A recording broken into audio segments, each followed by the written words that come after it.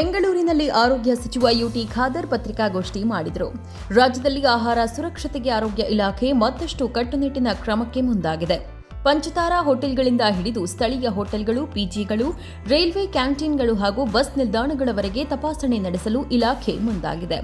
ಸಚಿವ ಯುಟಿ ಖಾದರ್ ಅವರ ಆದೇಶದ ಮೇರೆಗೆ ರಾಜ್ಯದಾದ್ಯಂತ ನಡೆದ ವಿಶೇಷ ಕಾರ್ಯಾಚರಣೆಯಲ್ಲಿ ಅಧಿಕಾರಿಗಳು ಹಲವು ಕಡೆ ಪರಿಶೀಲನೆ ನಡೆಸಿದ್ದಾರೆ. ಆಹಾರ ಸುರಕ್ಷತಾ ಇಲಾಖೆ ಆಯುಕ್ತ ಶ್ರೀನಿವಾಸ್ ಅವರ ಮಾರ್ಗದರ್ಶನದಲ್ಲಿ 30 ತಂಡಗಳನ್ನು ರಚಿಸಿ 60ಕ್ಕೂ ಹೆಚ್ಚು ಪಂಚತಾರಾ ಹೋಟೆಲ್ಗಳು, 8 ಉಗ್ರಾಣಗಳು ಹಾಗೂ 4 ಎಂಎನ್ಸಿ ಔಟ್ಲೆಟ್ಗಳು ಸೇರಿದಂತೆ ವಿವಿಧ ಸ್ಥಳಗಳಲ್ಲಿ ತಪಾಸಣೆ ನಡೆಸಲಾಗಿದೆ. ಲೋಪದೋಷಗಳು ಕಂಡುಬಂದ ಸ್ಥಳಗಳಿಗೆ ನೋಟಿಸ್ ನೀಡಲಾಗಿದ್ದು, ಗಂಭೀರ ಸಮಸ್ಯೆಗಳಿದ್ದ ಕಡೆಗಳಲ್ಲಿ ಮುಚ್ಚುವ ಕ್ರಮವನ್ನು ಕೈಗೊಳ್ಳಲಾಗಿದೆ.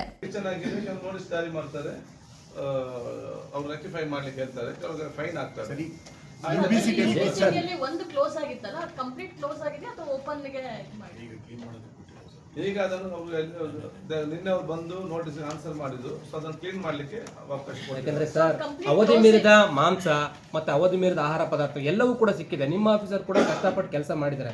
ಬರೀ ನೋಟಿಸ್ ಕೊಡುವಂಥದ್ದು ಅಷ್ಟೇ ಅಲ್ಲ ಸರ್, ಕಾನೂನಲ್ಲಿ ಅವರಿಗೆ ಕೇಸ್ ಮಾಡುವಂಥದ್ದು ಆಗಬೇಕು. ಬಟ್ ಬರೀ ನೋಟಿಸ್ನಲ್ಲೇ ಇದೀವಿ 15 ದಿನಗಳಿಂದ ಹೇಗೆ ಅದೊಂದು ಕೇಸ್ ಹಾಕಿ ಅದು ಕ್ಲೋಸ್ ಮಾಡಿಸ್ಬೇಕು. ಮತ್ತೆ ಅವರು ನಾನು ಏನು ಕೇಳಿ, ನೀವು ನಮ್ಗೆ ಅರ್ಥ, ನೀವು ಹೇಳೋ ವಿಚಾರ ಅರ್ಥ ಆಗ್ತದೆ.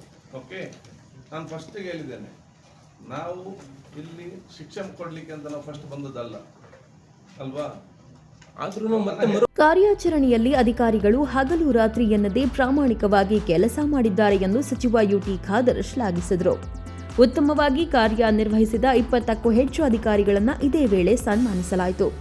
ಮುಂದಿನ ದಿನಗಳಲ್ಲಿ ಹೋಟೆಲ್ಗಳು ಹಾಗೂ ಸಾರ್ವಜನಿಕ ಸ್ಥಳಗಳಲ್ಲಿ QR ಕೋಡ್ ಅಳವಡಿಸಲು ಆರೋಗ್ಯ ಇಲಾಖೆ ನಿರ್ಧರಿಸಿದೆ. ಆಹಾರದ ಗುಣಮಟ್ಟ ಅಥವಾ ಸ್ವಚ್ಛತೆ ಕುರಿತು ಸಮಸ್ಯೆ ಕಂಡುಬಂದರೆ ಸಾರ್ವಜನಿಕರು QR ಕೋಡ್ ಮೂಲಕ ದೂರು ಅಥವಾ ಮಾಹಿತಿ ನೀಡಬಹುದಾಗಿದೆ. ಜೊತೆಗೆ 24 ಗಂಟೆಗಳ ಕಾಲ ಕಾರ್ಯನಿರ್ವಹಿಸುವ ಸಹಾಯವಾಣಿ ಆರಂಭಿಸುವುದಾಗಿ ಸಚಿವರು ತಿಳಿಸಿದ್ದಾರೆ. ಅಸೆಸ್ಮೆಂಟ್ ಬಂದಾಗ ನಮ್ಗೆ ಅರ್ಥ ಆಗ್ತದೆ. ನಾವೀಗ ಹೇಳ್ತೇವೆ, ಇದರಿಂದಾಗಿ ಅಡಿಕೆ ಬೆಳೆಗಾರರಿಗೆ ಯಾವುದೇ ತೊಂದರೆ ಆಗುವುದಿಲ್ಲ, ಅಡಿಕೆ ಬೆಳೆಗಾರ ವ್ಯಾಲ್ಯೂ ಜಾಸ್ತಿ ಆಗ್ತದೆ. ಯಾರು ಇವತ್ತು ಇದು ಸರಿಯಲ್ಲ, ನೀವು ವಿಡ್ರಾ ಮಾಡ್ಬೇಕಂತೆಲ್ಲ ಹೇಳ್ತಾ ಇದ್ದಾರ, ಅವ್ರು ಯಾರೇ ಇದ್ರು ಕೂಡ ಅವರಿಗೆ ನಾನು ಹೇಳುದು ಇಷ್ಟೇ, ನೀವು ದಯವಿಟ್ಟು ಒಮ್ಮೆ ಕಿದ್ವಾಯಿ ಆಸ್ಪತ್ರೆಗೆ ಮತ್ತು ನಿಮ್ಯಾನ್ಸ್ ಆಸ್ಪತ್ರೆಗೆ, ಅದಕ್ಕೆ ನಿಮ್ಮ ಜಯದೇವ ಆಸ್ಪತ್ರೆ, ಅಲ್ಲಿ ಒಮ್ಮೆ ನಿಂತು ನೋಡಿ, ದೂರ ನಿಂತು ನೋಡಿದಾಗ ನಿಮ್ಮ ಕಣ್ಣಲ್ಲಿ ನೀರಲ್ಲ, ನಿಮ್ಮ ಕಣ್ಣಲ್ಲಿ ರಕ್ತ ಬರ್ತದೆ ಅಂತ ಹೇಳಿಕ್ಕೆ ನಾನು ಇವತ್ತು ಬಯಸ್ತೇನೆ. ಅಲ್ಲಿ ನೋಡಿ ಬಂದು ಮತ್ತೆ ನನಗೆ ಹೇಳಿ. ಆಹಾರ ಸುರಕ್ಷತಾ ಇಲಾಖೆ ಹಿಂಪಡೆಯುವ ಬಗ್ಗೆ ಯಾವುದೇ ಚಿಂತನೆ ಮಾಡಿಲ್ಲ. ನಾನು ಹೇಳಿದ್ದೇನಲ್ಲ, ಅಂತ ಯಾವುದೇ ವಿಚಾರ ಇಲ್ಲ.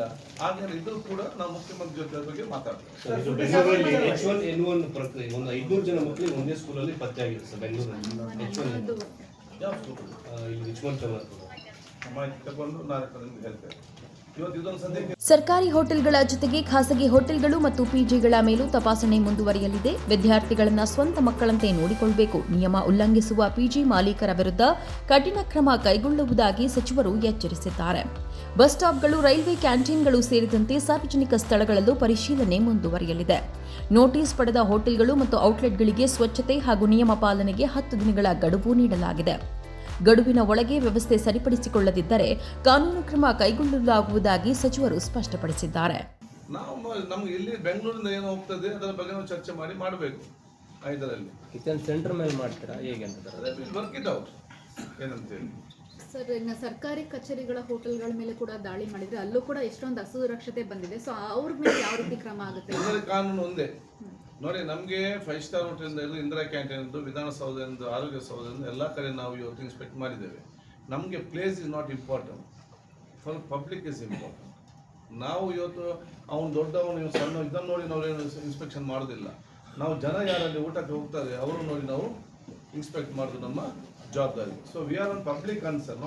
ಒಟ್ಟಾರೆ ಆಹಾರ ಸುರಕ್ಷತಾ ಕಾರ್ಯಾಚರಣೆಯನ್ನ ಜಿಲ್ಲಾ ಹಾಗೂ ತಾಲೂಕು ಮಟ್ಟಕ್ಕೂ ವಿಸ್ತರಿಸುವ ಉದ್ದೇಶವನ್ನ ಆರೋಗ್ಯ ಇಲಾಖೆ ಹೊಂದಿದೆ. ಪಂಚತಾರಾ ಹೋಟೆಲ್ ಆಗಿರಲಿ, ಸ್ಥಳೀಯ ಹೋಟೆಲ್ ಆಗಿರಲಿ, ಸಾರ್ವಜನಿಕರ ಆರೋಗ್ಯದ ವಿಚಾರದಲ್ಲಿ ಯಾವುದೇ ರಾಜಿ ಇಲ್ಲ ಎಂಬ ಸಂದೇಶವನ್ನ ಈ ಕಾರ್ಯಾಚರಣೆ ಮೂಲಕ ಸರ್ಕಾರ ನೀಡಿದೆ. ಬೋಸಮ್ಮ, ಪ್ರಗತಿ ಟಿವಿ, ಬೆಂಗಳೂರು.